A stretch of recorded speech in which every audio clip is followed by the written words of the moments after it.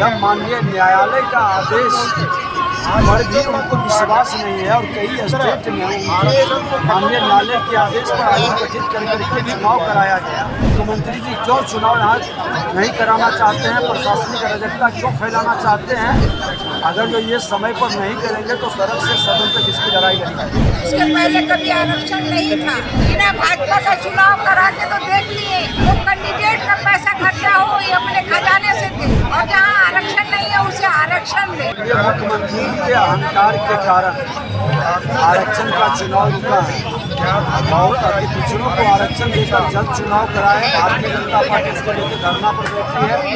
जब माननीय न्यायालय का आदेश पर भी उनको विश्वास नहीं है और कई स्टेट में माननीय न्यायालय के आदेश पर आयोग गठित करके चुनाव कराया गया। मुख्यमंत्री जी क्यों चुनाव यहाँ नहीं कराना चाहते हैं, प्रशासनिक अराजकता क्यों फैलाना चाहते हैं? अगर जो ये समय पर नहीं करेंगे तो सड़क से सदन तक इसकी लड़ाई लड़ेंगे। जब भाजपा उसके साथ में हुई है तभी अति पिछड़ों का सम्मान हुआ है।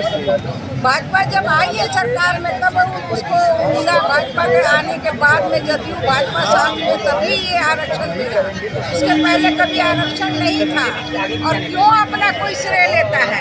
बिना भाजपा का चुनाव करा के तो देख लिए कि ये लोग क्या किया।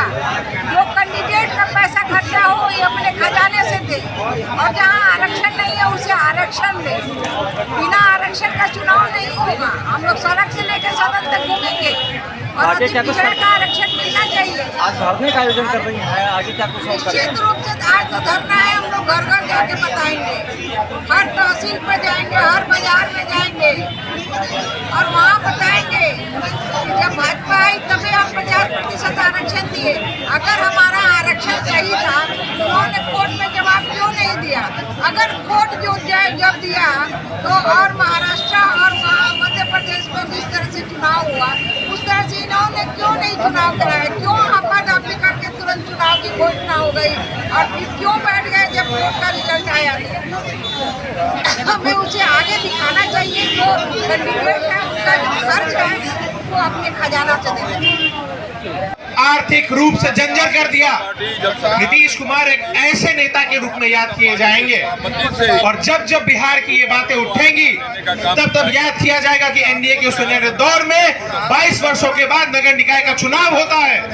और जब तारकिशोर जी के द्वारा समिति की जब की जाती है कि नगर निकाय का चुनाव कैसे हो, तब उसकी अवहेलना करके सरकार तोड़ के 9वीं कक्षा के सबसे होनहार व्यक्ति के साथ बैठकर नीतीश कुमार पता नहीं किस रंग में होंगे वो बैठ के चुनाव की घोषणा करवाते हैं, और बिहार के लोगों के साथ, आम जनता के साथ जो पाई पाई जोड़ के चुनाव का नामांकन भरती है क्योंकि वो लोकतंत्र के इस पर्व में अपना हिस्सा लेना चाहती है, उसके साथ वो धोखेदारी करते हैं, गद्दारी करते हैं। और बिहार में जंगल राज में लड़ाई करके यहाँ पे भारतीय जनता पार्टी की सरकार को लाया था, नीतीश कुमार को बनाया था। ऐसे हमारे असंख्य वरिष्ठ कार्यकर्ता यहाँ पे हैं। 7 तारीख को ही चुनाव ब्रेक लग गया। सोचिए वैसे अति पिछड़ों के बीच कितना बड़ा उसका झटका लगा और कितना बड़ा उसके सम्मान का अवहेलना हुआ, और कितनी उन कराने का जो प्रयास किया गया।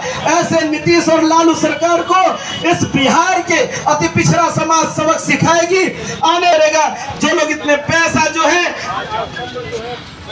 लगाकर अपने चुनाव को जीतने का प्रयास किया, और इनको जाते हैं कभी इधर जाते हैं, जब इनको कुर्सी की लालच होती है, कुर्सी का सुख भोगना होता है, तो हमारे साथ भारतीय जनता पार्टी को आकर मिल जाते हैं। और यही जब इनको संवैधानिक अधिकारों की इनको बात कराई जाती है तो निश्चित तौर पर उस पर कार्य करने का जो बिहार पटल पर अपने कुर्सी की रक्षा के लिए, अपने आप को मुख्यमंत्री बनाने के लिए निश्चित तौर पर हम अति पिछड़ा समाज संगठित होंगे, और पूरे बिहार में निश्चित तौर पर पूरे प्रखंड स्तर में इस सरकार ये निर्णय नहीं लेती है जल्द से जल्द, तो निश्चय ही आज भारतीय जनता पार्टी की तरफ से भारतीय जनता पार्टी के कार्यालय के समीप एक